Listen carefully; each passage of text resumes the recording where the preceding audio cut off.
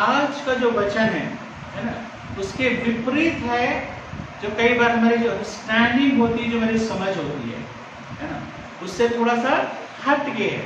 क्योंकि मैं हमेशा इस बात को जोर देता हूं कि हम कई बार क्यों परमेश्वर के पास आते हैं, है ना, क्यों परमेश्वर के पास आते हैं? ताकि हमारा जीवन अच्छा चलता रहे। ठीक है, एक ये विचार है, लोगों के अंदर ये विचार है कि हम परमेश्वर के पास आएंगे तो हमारा जीवन अच्छा चलेगा। दूसरा ये विचार है कि परमेश्वर सर्वशक्तिमान है, तो उसको किसी भी तरह से दुख और तकलीफ उठाने की जरूरत नहीं है। न केवल हमें, लेकिन हम सोचते हैं कि परमेश्वर जबकि सर्वशक्तिमान है, उसको किसी भी तरह का तकलीफ या दुख उठाने की जरूरत नहीं है या नहीं हो सकता। क्योंकि हमारे अंदर जो आइडिया है परमेश्वर का, वो कैसा है? एक जादूगर की तरह है। कैसा आइडिया है? जादू, जो सब कुछ अच्छा अच्छा कर देता है ना, किसी तरह की प्रॉब्लम नहीं है। तो जब हम परमेश्वर के विषय में सोचते हैं तो हम सोचते हैं कि वो सर्वशक्तिमान है और कैसे वो दुख उठा सकता है, नहीं उठा सकता है। जब लोग प्रभु यीशु मसीह के बारे में सोचते हैं तो क्या सोचते हैं? कि ये परमेश्वर नहीं हो सकता है। क्यों नहीं हो सकता है? क्योंकि इसने क्या कहता है, इसको 2 कीलों ने, 2 पैर में और हाथ के कीलों ने उसको मार दिया। वो कैसा परमेश्वर है ना? वो परमेश्वर नहीं है, ऐसा लोगों के अंदर विचार आ सकता है। लेकिन इस बात तुमको समझना जरूरी है कि जो है, हमें भी जीवन में दुख और तकलीफ और पीड़ा में से होकर के जाना पड़ता है। और इवन परमेश्वर ने भी, परमेश्वर मसीह ने भी इस संसार में जब आए तो उस तरह के दुख और तकलीफ और पीड़ा में से होकर गए। इस चीज को समझना बहुत जरूरी है। जनरली इसके इस पत्री के बैकग्राउंड को जब हम देखते हैं, हम पाते हैं यदि 1 अध्याय के 1 पद को हम पढ़ते हैं तो हम पाते हैं कि किसको लिखी गई है ना? पहला पत्रस की पत्री उसके 1 अध्याय के 1 पद में पत्रस की ओर से, जो यीशु मसीह का प्रेरित है, उन परदेशियों के नाम जो पुंतुस, गलातिया, कप्पदूकिया, आसिया और बिथुनिया में तितर-बितर होकर रहते हैं, और परमेश्वर पिता के भविष्य ज्ञान के अनुसार आत्मा के पवित्र करने के द्वारा आज्ञा मानने और यीशु मसीह के लहू के छिड़के जाने के लिए चुने गए हैं। तुम्हें अनुग्रह और शांति और तायत से मिलती रहे। यहाँ पर हम देखते हैं कि पत्री को पत्रस खासकर कहता है किनको लिखता है? जो स्कैटर्ड हैं, छितर-बितर हो गए हैं, अलग अलग जगहों में रहते हैं। कारण क्या है? क्यों अलग अलग जगहों में रहते हैं? इसका मतलब ये नहीं कि अलग अलग जगह के निवासी हैं। ठीक है, अवश्य ये बात है कि जो है यहाँ पर पत्रस इसको लिखता है तो यहाँ पर उन लोगों को लिखता है जो मसीही लोग अलग अलग जगह में किसी न किसी कारण से चले गए हैं। कुछ लोग शायद जॉब की वजह से चले गए हैं, कुछ लोग शायद सताव की वजह से वहां से हटना पड़ा है, कुछ लोग अलग अलग परिस्थिति, कुछ लोग वहीं रहते हैं। तो यहाँ पर पत्रस जो है इन सारे जगह के लोगों को क्या कहता है? चिट्ठी लिख रहा है। एक जगह के लोगों को नहीं लिख रहा है। दूसरे चिट्ठियों को जब आप पढ़ोगे, पत्रियों को पढ़ोगे, तो वहां पर ज्यादातर आप पाएगा कि कलीसिया, कुलुस्सियों की कलीसिया के नाम, इफिसियों की कलीसिया के नाम। लेकिन ये किसको लिखी गई है? जो छितर-बितर हो रहे हैं। और ना केवल छितर-बितर हो रहे हैं, लेकिन कई तरह की कठिनाइयों का सामना कर रहे हैं। हर व्यक्ति जो दूसरी जगह में जाता है उसको वही सुविधाएं नहीं मिल पाती, वही साधन नहीं मिल पाते हैं। और कई बार तो जीवन जो है बहुत मुश्किल होता है, कठिनाई से होता है। अभी मैं आज जब मैं आ रहा था तो अचानक मेरा ध्यान गया, लाल पुल जो है पड़ता है वहाँ पे, मैं बहुत पहले उधर रहता था और मैं जाता था, और वहाँ पे मैं अचानक से मैं बस्तियों पे ध्यान गया। लाल पुल के पास आप देखोगे तो आपको पूरे लाइन से मजदूर खड़े हुए मिलते होंगे, जो मिस्त्री का काम करते हैं, पेंटर का काम करते हैं, मजदूरों का काम करते हैं। फिर उनकी बस्ती है। क्यों उस जगह पर? क्योंकि वो पास में ही जगह जो बोलते हैं न्यू पटेल नगर। एक्चुअली में न्यू पटेल नगर जब जाओगे तो कुछ भी न्यू नजर नहीं आएगा। सारे ऐसे घर नजर आएंगे जो जहाँ पे मजदूर लोग, मिस्त्री लोग, इस तरह के लोग, पेंटिंग करने वाले लोग वहाँ पे मिलते हैं। और उनके जीवन को जब आप देखेंगे तो पाएंगे कि कितना कठिन जीवन है। कई बार तो कईयों के अपने घर में बड़े बड़े घर होंगे, ऐसा बात नहीं है कि सारे लोग बहुत गरीब हैं यहाँ पे, ऐसा नहीं है। अब बड़े बड़े घर हैं लोगों के पास, कईयों के पास बहुत ज्यादा खेती है, कईयों के पास पूरा परिवार है, लेकिन वो इस जगह पर आते हैं छोटे छोटे मकान में। कई बार हमने देखा है कि कई बार एक छोटे से कमरे में 10 बाई 10 के कमरे में जहाँ कोई सुविधा नहीं है, 8 से 10 मजदूर लोग रहते हैं, है ना। तो किस तरह से जीवन में कठिनाइयों का सामना कर रहे, और साथ ही साथ सताव का भी हम देखते हैं कि इस समय जो है सताव भी उनके जीवन में हुआ था। और किस लिए हुआ था? मसीह को ग्रहण करने के लिए। मसीह को, यीशु मसीह को ग्रहण करने के द्वारा उनके जीवन में सताव आया था। उन्होंने अपने जीवन में गलत काम नहीं किया था, कुछ भी बुरा नहीं किया था जो समाज की दृष्टि में, देश की दृष्टि में या परिवार की दृष्टि में बुरा हो, लेकिन चूंकि उन्होंने प्रभु यीशु मसीह को चुना है, इसलिए उनके जीवन में कई तरह की कठिनाइयों का सामना उनको करना पड़ रहा है। तो ये चीज परिस्थिति है, और ऐसी परिस्थिति में पतरस इन लोगों को क्या करता है? पत्र लिख करके शांति देता है, दिलासा देता है, ढाढ़स बताता है कि देखो यही सब कुछ अंत नहीं है।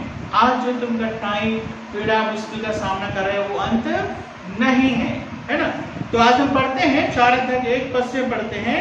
तो यहाँ पर सबसे पहला एक चीज लिखा है, इसलिए जबकि मसीह ने शरीर में होकर दुख उठाया, तो तुम भी उसी मनसा को हथियार के समान धारण करो, क्योंकि जिसने शरीर में दुख उठाया वह पाप से छूट गया।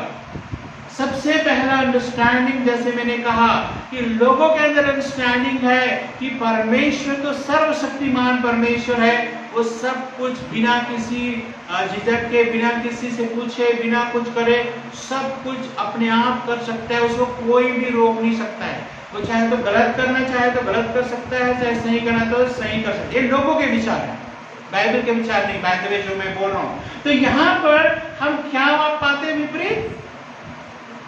जनरली लोगों के अंदर क्या अंडरस्टैंडिंग है? परमेश्वर जो है वो संसार में आता है, राज्य करता है, और यही अंडरस्टैंडिंग उनके अंदर भी थी, यहूदियों के अंदर भी थी। क्यों? यीशु को पहचान नहीं पाए। मैं बार बार इस बात को बोलता हूँ, इसलिए यीशु को नहीं पहचान पाए क्योंकि वे कैसे मसीहा की प्रतीक्षा कर रहे थे। वो पता तो था मसीहा आने वाला है, लेकिन कैसे मसीहा की प्रतीक्षा कर रहे थे जो आ करके क्या करेगा? देश पे शासन करेगा, और जो है यहूदी लोगों के ऊपर जो रोमन साम्राज्य जो अधिकार कर रहे हैं, जिसके ऊपर राज्य कर रहे हैं, उसको क्या करेगा? हमेशा के लिए उस जगह से खदेड़ देगा। ये है अंडरस्टैंडिंग।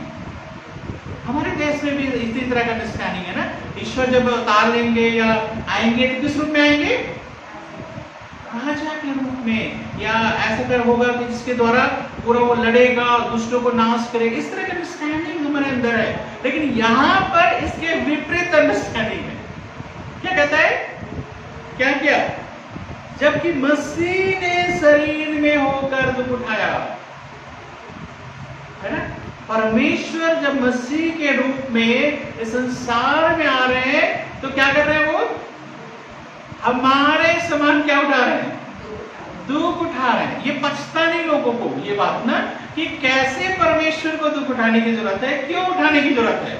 लेकिन जब परमेश्वर शरीर में होकर आया है, यीशु नाम दिया गया है, और वो कहता है अपने शरीर में दुख उठाया। तो यहाँ पे जो दुख है वो उसका पूरे जीवन भर का प्रतीक है। यहाँ पे केवल ये नहीं कि सबसे पहला दुख, सबसे भयानक दुख क्या है उस प्रभु यीशु मसीह का? क्रूस की मौत। क्रूस की मौत न केवल दर्दनाक मौत है दुनिया में सबसे ज्यादा, परंतु बड़े शर्म की मौत है, क्योंकि सबसे बड़े पापियों को, गुनाहगारों को क्या करता था? ये तरह की सजा दी जाती थी, और ज्यादातर उसको क्या करते थे? शरीर से कपड़े उतार दे देते थे। कोई भी व्यक्ति कितना भी बड़ा हो, उसके शरीर से कपड़े उतार दो, कितनी शर्म की बात है। उसकी तरफ क्रूस पे चढ़ाया गया। वो दुख और पीड़ा तो है कि उसका पसीना भी क्या लहू के समान बहने लगा था, लेकिन यदि शुरू से ही आप देखोगे तो प्रभु यीशु मसीह के जीवन में तरह तरह के दुख और तकलीफ और पीड़ा का सामना उनको करना पड़ा था। सबसे पहले जब प्रभु यीशु मसीह कहाँ में पैदा हुए, एक ऐसी जगह पैदा हुए जहां पर जानवर रखे जाते हैं। इसका मतलब ये नहीं है कि गौशाला में, एक्चुअली मैं किसी दिन बताऊंगा उसको, इसका मतलब ये नहीं कि जहां जानवर रखे रहते हैं वहां पैदा हुआ, लेकिन वहां पर जिस समय पैदा हुआ वहां पे जानवर थे, इतना तो है, जानवर थे, ठीक है। तो यहाँ पर देखो सिंपल जगह में जो है प्रभु यीशु मसीह जन्म ले रहे हैं। फिर क्या हुआ, जन्म के बाद जब वापस आते हैं वहां पर क्या होता है, हेरोदेस राजा जो है क्या करता है, उस उम्र के बच्चों को कत्ल करने की आज्ञा देता है। तब क्या करना पड़ता है, उनको भागना पड़ता है जगह से। सोच सकते हो कि परमेश्वर है, संसार को बनाने वाला है, इंसान को बनाया है, राजा उसके हाथ में सब कुछ है, लेकिन यीशु मसीह को बचाने के लिए उसके मम्मी पापा को क्या भागना पड़ता है, मिस्र देश में भागना पड़ता है, दूसरा देश, ठीक है। दूसरा देश का मतलब यहाँ पे मतलब ये नहीं है कि जैसे आज के समय अमेरिका जा रहे हैं, है ना, बड़ा मजा है अमेरिका जाके या इंग्लैंड जाके, इस तरह का भागना नहीं है। किस तरह का भागना है, जैसे अफगानिस्तान से लोग जो है तालिबान के डर से क्या कर रहे हैं, पड़ोस में जा रहे हैं। और कई लोग तो मतलब शुरू में हमने देखा किस तरह से हवाई जहाज से लटक के जाने की कोशिश कर रहे हैं। हवाई जहाज के अंदर भी आदमी को इतना डर लगता है कि सोचता है कि पता नहीं क्या हो जाए, बाहर की तो बात ही सोचिए, लेकिन फिर भी करने को तैयार है। हवाई जहाज चल रहे हैं, वीडियोस में देखे होंगे कि किस तरह से लोग उसके ऊपर चढ़े हुए हैं, जैसे बस की छत पे चढ़ते हैं, जैसे बस हो और कहीं भी चढ़े चढ़े जा रहे हैं, ट्रेन की छत पे चढ़े जा रहे हैं, कितना खतरनाक है। क्यों, जीवन बचाना है। उस समय मैं सोचता हूँ हम लोग तो बड़े आसानी से न्यूज पढ़ लेते हैं, लेकिन आप सोचिए कि किसी का परिवार है, पत्नी है, बच्चे हैं, वो क्या सोच रहे होंगे, किसी न किसी तरीके से इस देश में बाहर निकाल जाओ, चाहे कुछ भी करना पड़े, है ना। तो इस तरह की परिस्थिति का सामना जो है उसके माता पिता को, और बच्चा अभी तो छोटा ही है, उसको नहीं पता, लेकिन उसके माँ बाप को यीशु के कारण से क्या करना पड़ रहा है, बाहर जाना पड़ रहा है, दूसरे देश में भागना पड़ रहा है। और कैसे दूसरे देश में जब जाता है तो इंसान क्या करने, वहां पे जैसे मैंने बोला है कि वीजा नहीं मिला है कि आराम से वहां पे अच्छे से काम करने गए, वहां पे क्या करने गए, वो सर छुपाने के लिए जगह, किसी तरह से जीवन सुरक्षित रहे, और किस तरह से छोटे मोटे काम को उसको करना पड़ा होगा। और फिर वापस आते हैं, फिर हम प्रभु यीशु मसीह के जीवन को पढ़ते हैं तो कुछ दिनों तक तो हम उसके पापा के विषय पढ़ते हैं। 12 साल की उम्र में हम देखते हैं कि किस तरह से प्रभु यीशु के पापा और मम्मी दोनों के विषय पढ़ते हैं। जब मंदिर में जाते हैं, वापस आते हैं, जब नहीं पाते हैं कि यीशु नहीं है तो वापस ढूंढने जाते हैं, तो वहां पे दोनों है, मम्मी पापा है, लेकिन बाद में यूसुफ का जिक्र नहीं है, बाद में यूसुफ का जिक्र नहीं है, केवल मरियम के विषय में, उसके भाई बहनों के विषय पढ़ते हैं। तो संभवतः ये माना जाता है कि उसके पापा की मृत्यु शायद कम एज में हो गई। प्रभु यीशु मसीह के सुसमाचार प्रचार, प्रभु यीशु ने कब सुसमाचार प्रचार करना शुरू किया, 30 साल के थे, और 30 साल से पहले ही संभवतः, ऐसे बाइबल में कहीं नहीं लिखा है, लेकिन ऐसा माना जाता है क्योंकि उसके नाम का जिक्र नहीं, उसके काम का जिक्र नहीं, कुछ भी नहीं, उसके बाद संभवतः वो जो है खत्म हो गया है। कितनी बड़ी बात है। उस समय सोचो कि एक और प्रभु यीशु मसीह घर का अकेला, मतलब सबसे बड़ा है ना, पहलौठा है, बाद में और भी मरियम के संतान हुए, लेकिन पहलौठा है, तो पहलौठे के ऊपर जिम्मेदारी आ गई कम उम्र में परिवार चलाने की। इसीलिए यीशु को क्या काम करते हुए हम देखते हैं, बढ़ई का काम करते हुए देखते हैं। समझ रहे हैं बात को, कैसे जीवन में बाद में आगे चल के देखोगे तो कितनी सारी तकलीफों का उसको सामना करना पड़ रहा है। वो कहता है लोमड़ियों के तो भट होते हैं और आकाश के पक्षियों के बसेरे होते हैं, लेकिन मनुष्य के पुत्र को सिर धरने की जगह, मतलब रहने की भी जगह नहीं है, कहाँ रहेंगे क्या करेंगे कुछ पता नहीं है, फिर खाने पीने का पता नहीं है। उसके चेले क्या कई बार क्या ले लेके खाते थे, कहते हैं जा रहे थे गेहूं के खेत या इस तरह खेत में जो बालें होती है ना, कभी देखा कभी गए, उसको मसल के खा रहे हैं, ठीक है। फिर प्रभु यीशु मसीह किसके द्वारा धोखा दिए गए, खुद के चेहरे। दूसरा भी धोखा दे तो आदमी को लगता है छोड़ो कोई बात नहीं, लेकिन खुद जिसके लिए सोचो दिन रात उसके पास है, वो व्यक्ति उसको धोखा दे रहा है ना। तो प्रभु यीशु मसीह के जीवन को जब आप देखते हैं, संघर्ष से भरा हुआ, कठिनाई से भरा हुआ, पीड़ा से भरा हुआ जीवन है ना। तो यीशु मसीह जब इस संसार में आया, कहता है तो उसे शरीर में होकर क्या हुआ, दुख उठाया। लेकिन आजकल हम क्या चाहते हैं, आप क्या, मैं भी यही चाहता हूं कि मेरे जीवन में, परिवार में कोई भी दुख तकलीफ ना है, लेकिन ऐसा पॉसिबिलिटी नहीं है। और यहां पर क्या कहता है परमेश्वर का वचन, तुम भी उसी मनसा को हथियार के समान धारण करो। कौन सी मनसा? यीशु की मनसा, कि वो संसार में आकर के, मनुष्य होकर के दुख उठाने के लिए भी तैयार है। समझ रहे ना, परमेश्वर को अचानक नहीं हो, परमेश्वर को पहले से पता है कि मनुष्य जब वो बनेगा तो उसको किन किन तरह की कठिनाइयों का सामना करना पड़ेगा, दुखों का सामना करना पड़ेगा, और वो इसके लिए तैयार है ना। और उसी विचार को रखो, कहता है ना?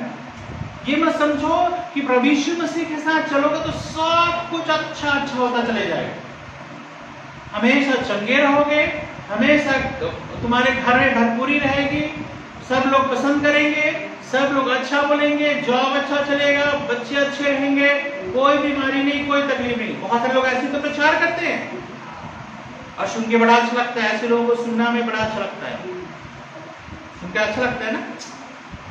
वैसी चीजें बाइबल में नहीं लिखी है, लेकिन ये चीजें लिखी है जरूर।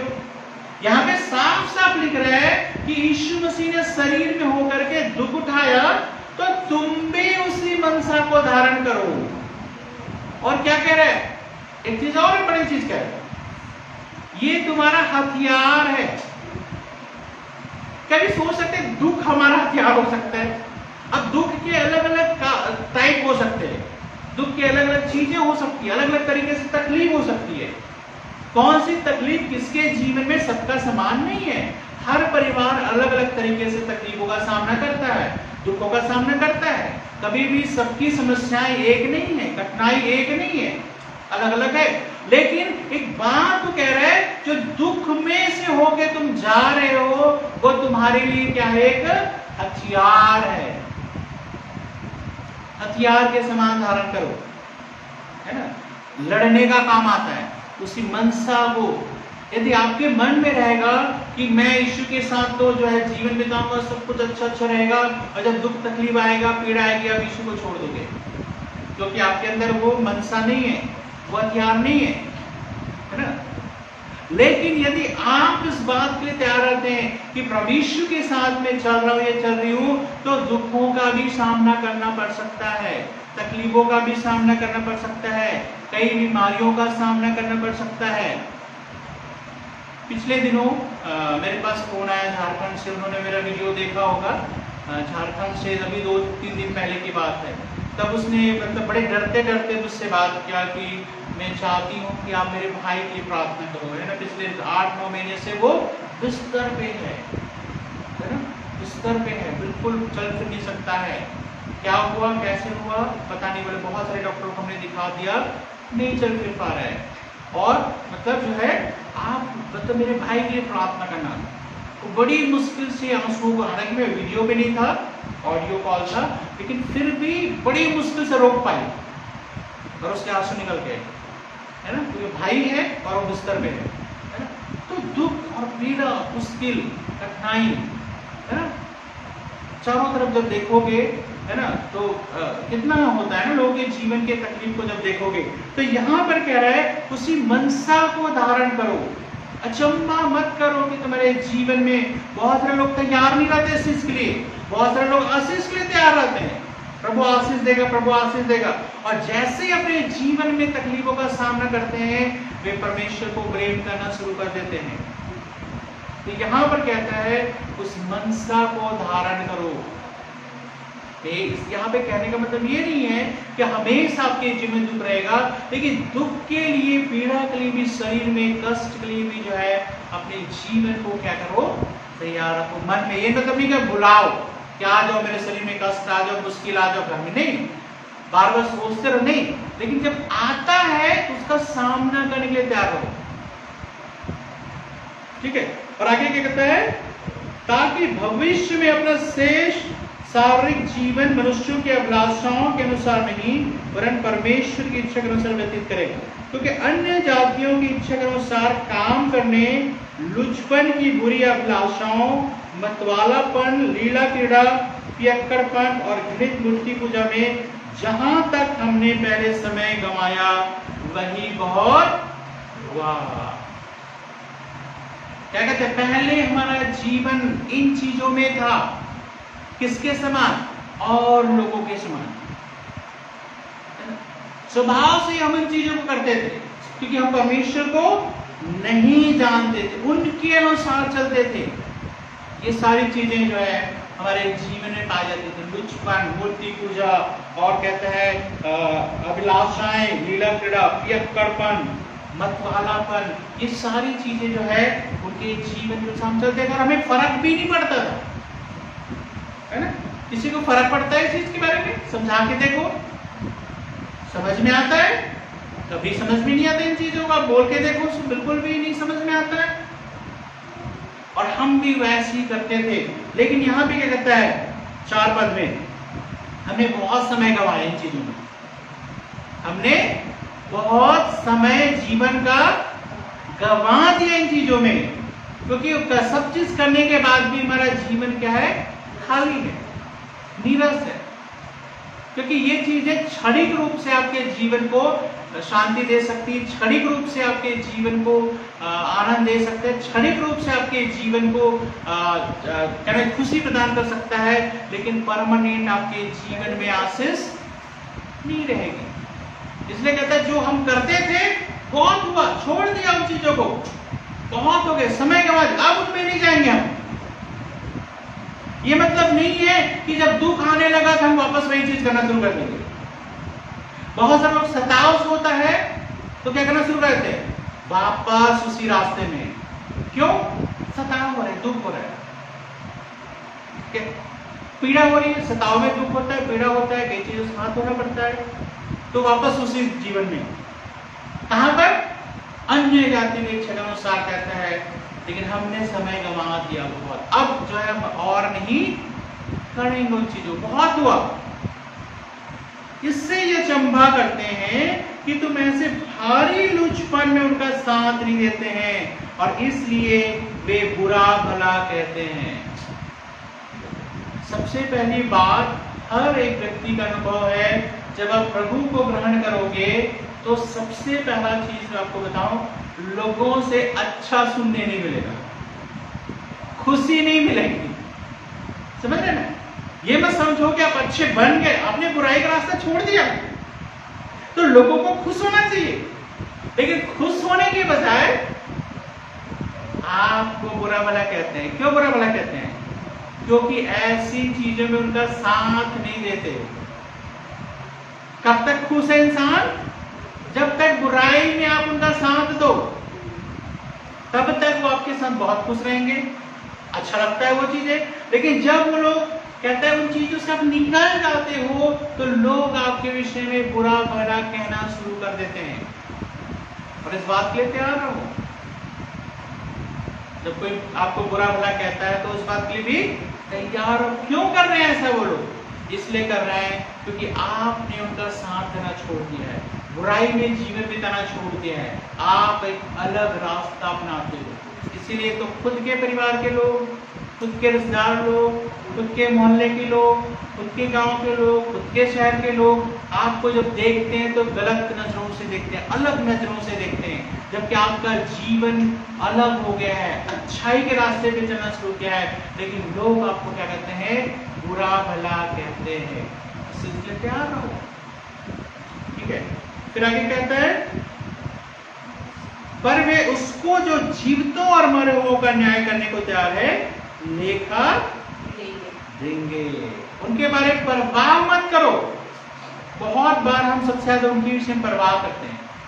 मैं नहीं कहता हूं कि उनसे प्रेम मत करो, करो, लेकिन उनकी परवाह मत करो। परवाह मतलब केयर वाली परवाह नहीं है, मतलब वो जो कह रहे हैं उसकी वो परवाह मत करो, है ना। बहुत बार क्या होता है, जब लोग बुरा बोलना शुरू करते हैं, हम लोग परमेश्वर के प्रति जो है हमारे अंदर विचार बदल जाते हैं। यार हम सोचते हैं कि ऐसा अच्छा नहीं है कि पड़ोसी लोग ऐसा बोलेंगे, अच्छा नहीं कि परिवार में लोग ऐसा बोलेंगे, वापस पुराने रास्ते के लिए नहीं। कहते हैं वे परमेश्वर को अपना लेखा देंगे। तो क्या करना है, 7 पद, सब बातों का अंत तुरंत होने वाला है, इसलिए संयमी होकर प्रार्थना के लिए सचेत रहो। जब बहुत सारा दुख, तकलीफ, पीड़ा का सामना आपको करना पड़ता है, तो आप क्या करते हैं, सचेत हो, प्रार्थना के लिए अपने आप को तैयार करो। कहता है प्रार्थना तुम्हारे जीवन से हटना ही चाहिए, कि प्रार्थना ही है जो आपके जीवन को बचाए रखेगा। बहुत सारा सोचते हैं ना, मैं घर में हूँ, ठीक हूँ, विश्वासी हूँ, ना कभी प्रार्थना में जाऊंगा, ना कभी घर में प्रार्थना होगी, वे लोग ज्यादा दिन तक मसीह नहीं रह पाते। लेकिन जो लोग प्रभु के साथ बने रहते हैं, प्रार्थना में संगति में जाते हैं, वहां से घर में उनके घर में प्रार्थना होती, वे देखना विश्वास में मजबूत से मजबूत होते जाते हैं। इस बात को समझना बहुत जरूरी है, प्रार्थना में सचेत रहो। फिर 8 पद में, सब में श्रेष्ठ बात यह है कि एक दूसरे से अधिक प्रेम रखो, क्योंकि प्रेम अनेक पापों को ढांप देता है। जब लोग आपके विषय में बुरा भला बोले क्योंकि आप उनका साथ नहीं दे रहे हो, तुम्हारा प्रेम खत्म नहीं होना चाहिए। कहते हैं और ज्यादा प्यार करो, पहले जितना करते थे उससे भी बढ़कर उनको प्यार करो। कई बार क्या होता है, मैं आपको बताऊं, नेचुरल है हमारे अंदर, जब कोई हमें पसंद नहीं करता है, कोई हमें हमारी बात नहीं सुनता है, या जैसा हम चाहते वैसे नहीं करता है, बिल्कुल हमें पसंद नहीं आता, मतलब बिल्कुल, मतलब ऐसे सोचते हैं वो दिखे भी ना, ठीक है। लेकिन यहाँ भी कहते हैं और भी ज्यादा प्रेम करो। फिर क्या लिखा है 12 पद से, हे प्रियो, जो दुख रूपी अग्नि तुम्हारे परखने के लिए तुम्हें भड़की है, इससे यह समझकर अचंभा न करो कि कोई अनोखी बात तुम पर बीत रही है। अचंभा करो मत करो, कहता है ये क्या हो गया मेरे जीवन में, ये क्या परेशानी फिर से आ गई मेरे जीवन में, ये क्या समस्या मेरे जीवन का सामना मुझे खुद करना पड़ रहा है। अचंभा मत करो, कहते हैं दुख रूपी अग्नि, किस लिए, परखने के लिए।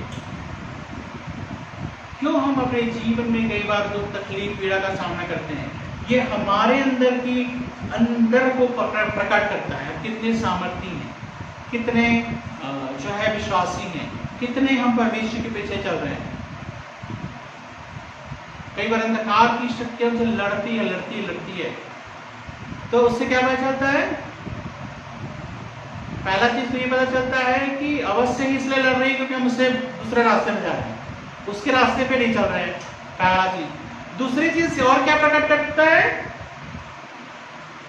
और भी ज्यादा सामर्थ्य होने की जरूरत है, और भी ज्यादा सामर्थ्य होने की जरूरत है। प्रकट हो रहा है हमारे अंदर कि और भी ज्यादा हमें परमेश्वर की नजदीकी में जाना है, और भी ज्यादा सामर्थ्य होना है। फिर यहाँ पे कहता है, पर जैसे जैसे मसीह के दुखों में सहभागी होते हो, आनंद करो, जिससे उसकी महिमा के प्रकट होते समय तुम भी आनंदित और मगन हो।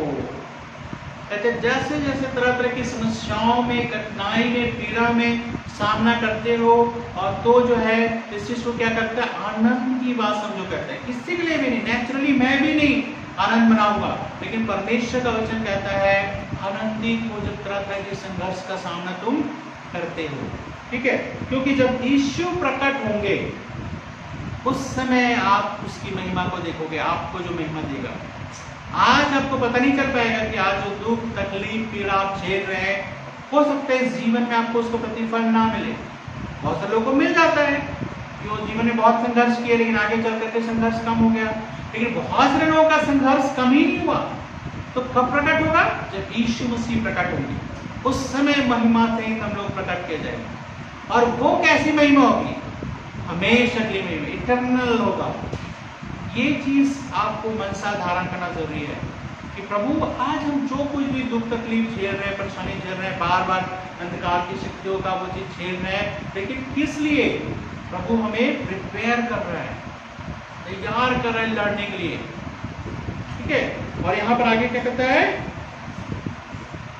फिर यदि मसीह के नाम के लिए तुम्हारी निंदा की जाती है तो तुम धन्य हो, क्योंकि महिमा का आत्मा जो परमेश्वर का आत्मा है तुम पर छाया करता है। क्या कहता है? मसीह के कारण जब निंदा होती है तो तुम क्या हो? यहाँ पे धन्य हो। मसीह, यीशु मसीह के कारण से जो निंदा हम सहते हैं, कहते हैं धन्य होने की बात है। क्यों कहता है? उस समय परमेश्वर की महिमा का आत्मा हमारे ऊपर छाया करता है। मतलब यहाँ पे क्या कह रहा है परमेश्वर का वचन? ऐसे समय में परमेश्वर की उपस्थिति आपके जीवन में ज्यादा होती है, ये कहने का मतलब है। हमेशा ये मत सोचो कि अच्छा हो रहा है इसलिए परमेश्वर है हमारे साथ, नहीं। बुरा भी हो रहा है तो भी प्रभु आपके और मेरे साथ नहीं छोड़ता है। पौलुस कहता है जब निर्बल होता हूं तभी मैं बलवान होता हूं। प्रभु ने उससे क्या बोला? मेरी सामर्थ निर्बलता में सिद्ध होती है। ठीक है, तो इस चीज को आपको और मुझको समझना बहुत जरूरी है। कहता है तुम में से कोई व्यक्ति हत्यारा या चोर या कुकर्मी होने या फराए काम में हाथ डालने के कारण दुख ना पाए। कहता है गलत कामों के कारण से दुख पाना अलग चीज है, लेकिन मसीह की वजह से पूरे भारत देश, पूरी दुनिया में सबसे सताने वाले, सहने वाली कौन है? प्रभु के लोग हैं। सब जगह जबरदस्ती प्रार्थना कर रहे हैं, वहां घुस जाएंगे, मारपीट करेंगे, ये चीज कर रहे हैं।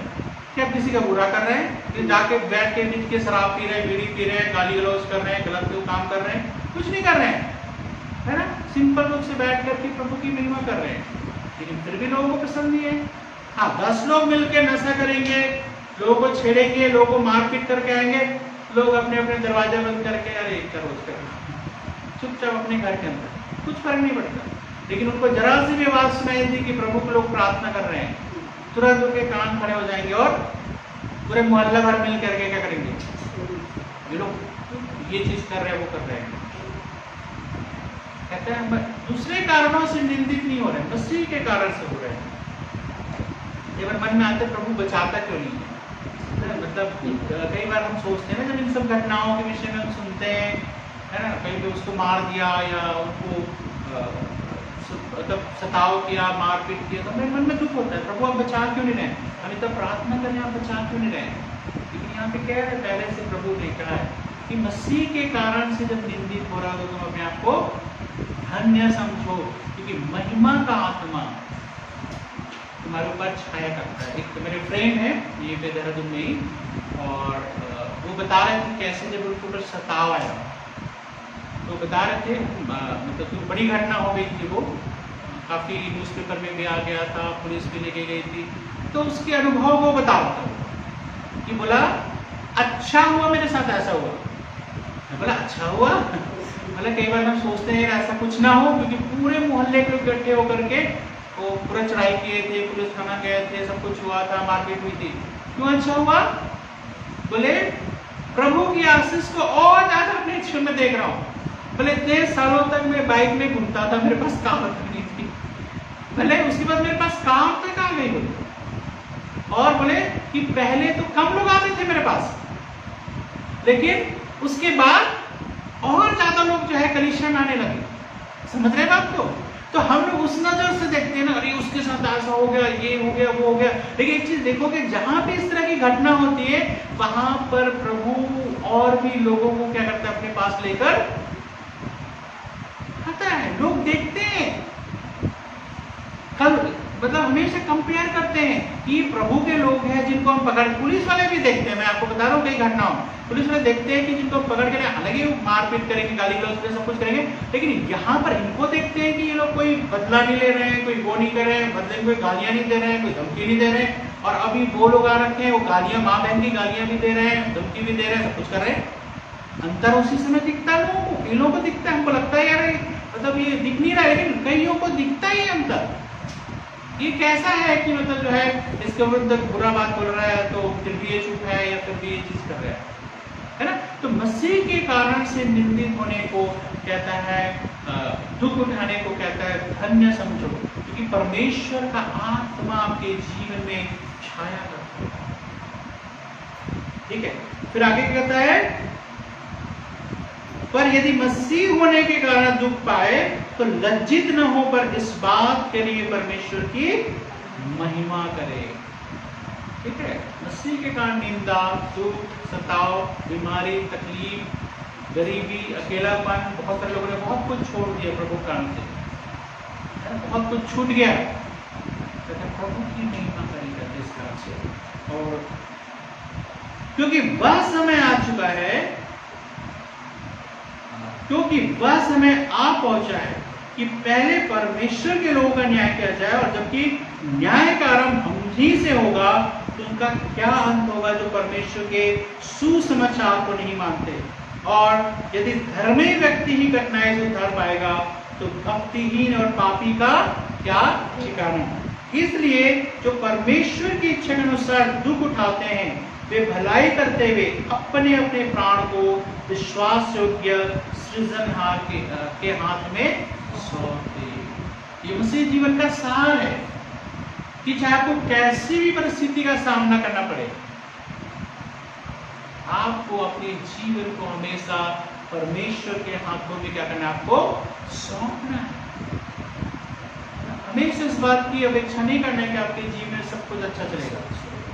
प्रभु चंगाई भी देगा, प्रभु छुटकारा भी देगा, प्रभु आशीष भी देगा, प्रभु आगे भी बढ़ाएगा, सब कुछ होगा। लेकिन बहुत बार आपके जीवन में उल्टा होगा। काम अच्छा चल रहा था, काम नहीं चल रहा है, रोजगार मिल गया था, नौकरी छूट गई, धन संपत्ति अच्छा था, उससे चले गए, बहुत सारी चीजें मतलब जो है लोगों के जीवन होती है। लेकिन इस समय क्या है, प्रभु को नहीं छोड़ना है और ज्यादा प्रभु की महिमा करना है, ये जानकर कि यीशु ने भी दुख उठाया है। जब हमारा प्रभु दुख उठा सकता है तो उस दुख के आगे हमारा दुख कुछ भी नहीं है। उस दुख के आगे वो परमेश्वर होकर इंसान बन गया दुख उठाने के लिए। तो आज जब हम दुख तकलीफ उठाते हैं, हम क्या परमेश्वर को छोड़ सकते हैं? नहीं छोड़ सकते हैं। हमेशा परमेश्वर की महिमा करो, और जब दुख में, तकलीफ में, पीड़ा में भी परमेश्वर की महिमा करते हैं, तब हमारे जीवन में क्या आता है, छुटकारा आता है। जैसे कि हम पौलुस और सिलास के जीवन में भी देखा था कि कैसे जब जेल में बंद थे, हाथ पैर शाखों से बंधा हुआ है, फिर भी वो क्या कर रहे हैं, प्रभु की महिमा स्तुति कर रहे हैं। तो क्या हुआ, एक बड़ा भूकंप आया और कहता सबके बंधन टूट गए। प्रभु करता है, आज भी करता है। तो दुख तकलीफ में परमेश्वर के प्रति कुड़कुड़ाने के बजाय, परमेश्वर से दूर जाने के बजाय आप प्रभु के और नजदीक जाओ, ये परमेश्वर चाहता है। जीवन में बैलेंस रहना बहुत जरूरी है। एक तरफ आशीष के लिए तैयार रहो, हमेशा दुख के बारे में सोचो। मैं नहीं कह रहा कि दुख के बारे में हमेशा सोचते रहो, लेकिन आशीष के लिए भी तैयार रहो कि प्रभु यदि आप मुझे आशीष देंगे मैं लेने को तैयार हूँ। लेकिन दूसरी तरफ यदि दुख में से होके जाना पड़ता है तो भी उस चीज के लिए भी तैयार रहो। बहुत से लोग तैयार नहीं है, इसलिए वो प्रभु के पीछे कितने दिन तक चलेंगे, कोई भी गारंटी इस चीज की नहीं। आइए इस समय हम अपनी आंखों को बंद करें और इस समय इसके बारे में सोचें कि चाहे हमें तकलीफ भी उठाना पड़ रहा है, हमें चंगाई के लिए प्रार्थना करना है, हमें छुटकारे के लिए प्रार्थना करना है, हमें आगे बढ़ने के लिए प्रार्थना करना है, लेकिन फिर भी यदि जीवन में कई तरह की तकलीफ और पीड़ा मुश्किल का सामना आज भी हमें करना पड़ता है, आज भी हम संघर्ष करते हैं, तो इस समय हमें परमेश्वर के हाथों में अपने जीवन को सौंपने की जरूरत है। उससे कहने की जरूरत है, प्रभु चाहे कुछ भी हो जाए, चाहे कैसी भी परिस्थिति का सामना करना पड़े, चाहे आपके कारण से मुझे निंदित होना पड़े, चाहे आपके कारण से पिता मुझे भूखों मरना पड़े, चाहे आपके कारण से मेरे पास सब कुछ चला जाए, लेकिन फिर भी प्रभु मैं आपकी महिमा करूंगा। अपने प्राण को, अपने जीवन को प्रभु मैं आपके हाथ में सौंपता हूं। मुझ पे दया कर, मुझ पे दया कर प्रभु, मुझ पे दया कर। और इस तरह से जैसे कहता है परमेश्वर का वचन कि अन्य जाति जब हम थे, हर तरह के बुराई के काम हम करते थे, हर तरह के पाप में काम करते थे, लेकिन जब हम प्रभु के पीछे आ गए हैं, इन चीजों को हमें छोड़ना है। बहुत समय हमने गंवा लिया, लेकिन नए तरीके से जीवन हमें प्रभु के सामने जीना है। हालेलुया, धन्यवाद प्रभु, धन्यवाद प्रभु। इस समय मैं अपने जीवन को, जितने आप उपस्थित हैं सबके जीवन को, जितने लोग इस समय हमें देख रहे हैं, सुन रहे हैं, आगे भी देखेंगे सुनेंगे प्रभु, हर एक को आपके हाथों में सौंपते हैं। पिता हर एक की मदद कर, सहायता कर, हर परिस्थिति में आपके साथ बने रहने के लिए प्रभु आपके नाम को हम ऊंचा उठाते हैं, यीशु मसीह के नाम को ऊंचा उठाते हैं और हर परिस्थिति में बने रहने की सहायता कर। और पूरे सप्ताह भर हमें संभाल कर, दुर्घटना, बीमारी, दूसरे तानी शक्तियों से आप हमें बचा सकते हैं।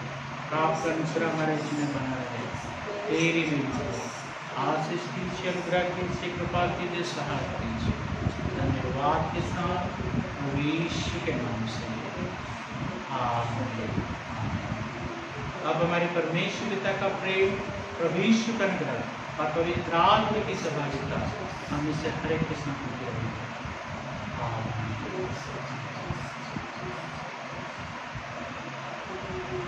परमेश्वर आप सबको बड़ी आशीष दे।